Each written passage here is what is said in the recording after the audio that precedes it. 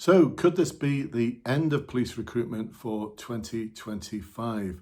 Really interesting question there. And for some forces, it's not going to be the end, but it's certainly going to be a really big slowdown compared to what they've been doing over the past few years. Some forces are going to be okay. Others are going to have a really tough time. So what's going on? Well, before I continue, just introduce myself. My name is Brendan from Bluelight, and over the past 30 years, I've been supporting people just like you for promotion boards, for specialist interviews, for the recruitment process. I was a serving police officer for almost 3 decades, and I've been working in the police sector now for, wow, just under 40 years. So there's not much I don't know about what goes on. And of course, I saw what happened during austerity 15 years ago now, where a lot of forces actually just stopped recruiting completely. We're not going to see a return to that. We're not going to see a complete end to police recruitment, but we are going to see a complete slowdown for many forces. So what's going on and what's changed? Well, over the past week, and if you're watching this on a recording, of course you are, because it's a recording, it's now December 24. It's a few days before Christmas. And the police have just had their big Christmas present. They've just had their funding settlement for next year, the next financial year, for 25 to 26. Now, for most forces, it looks like they've had more money. Most forces typically have had an increase in funding of around 5%. You may be thinking, yeah, great news. That should cover everything. The problem is it doesn't. Now, the chiefs of England and Wales, the National Police Chiefs Council, have already estimated that this is £1.3 billion less than what is needed just to keep forces where they are now. Now, considering well over 80% of all of the police budget goes on salaries, then if they're going to have 1.3 billion less, then that's going to have an impact on their ability to be able to provide resources in terms of police officers and support staff. So that money's got to come from somewhere, and it's not going to come from anywhere because it doesn't exist. Now, the other problem that police forces have had is that the increase might look like 5%, but 1/3 of the extra money that they've been given as part of that increase has to come from local taxes. Now, what that means is that the Policing and Crime Commissioner or Mayor for that area can increase the amount of precept, the amount of tax paid on any premises, any house that is band D or above. So they can add £14 without having to have a referendum or a vote or anything like that. They've just got the powers to do so. So the government expects 1/3 of the increase that forces have been given to come from local taxes. And you may be thinking, well, that sounds okay. That sounds reasonable. However, when you think about Band D, I'd like you to imagine leafy suburbs in some very pleasant part of some county area. And a lot of metropolitan areas don't have many band D or above. Certainly not as many as, let's use Surrey as an example. Let's compare Surrey with Cleveland.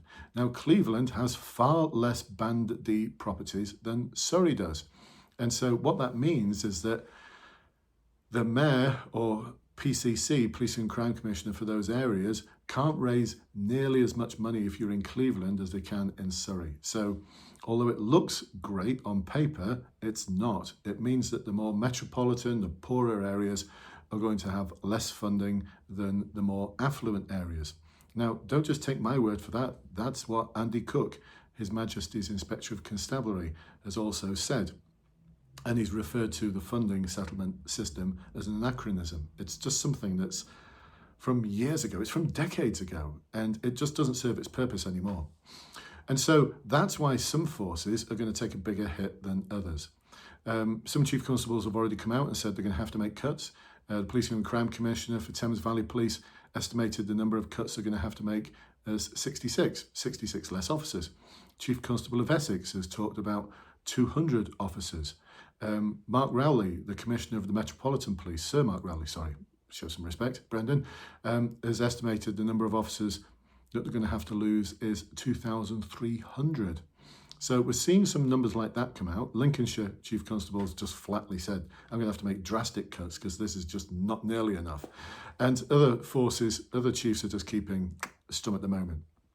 But we can work out already that, like I said, the more affluent areas may be better off than the more poorer areas. I'm not going to use the word deprived. I don't like the phrase deprived. So that presents a challenge for us in that recruitment could become a bit more of a postcode lottery.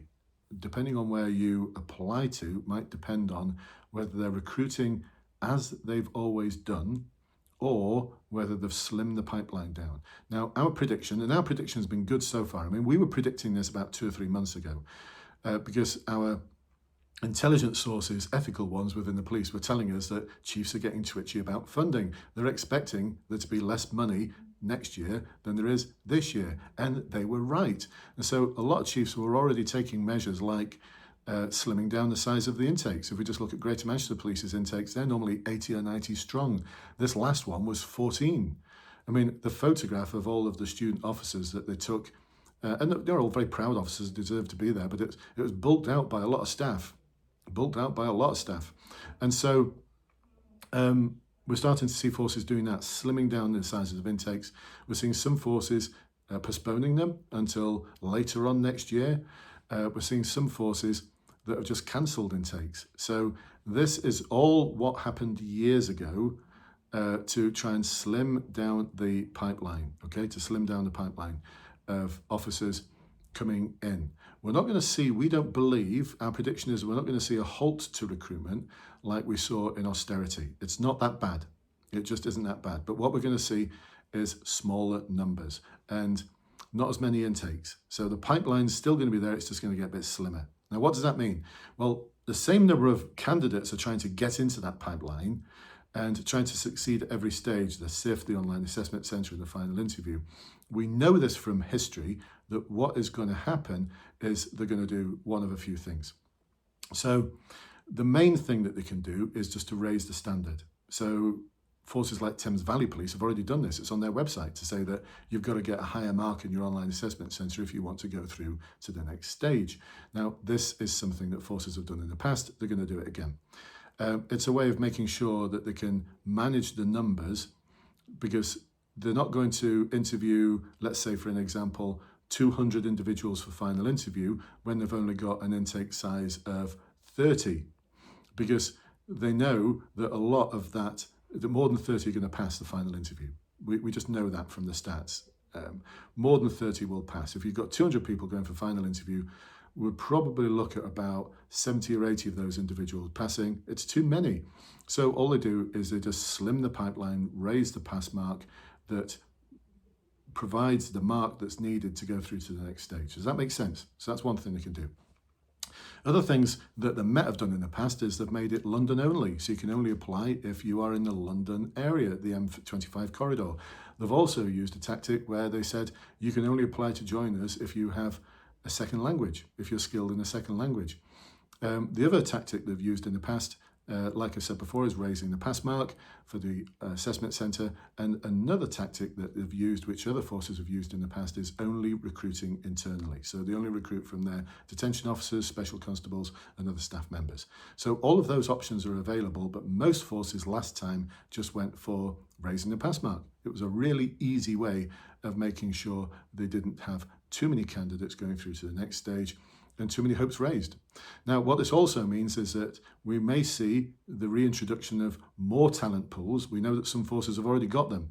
They don't like to call them talent pools, though. They just say that you're on a wait list, or your intake may be, uses words like maybe or probably, be several months into the future.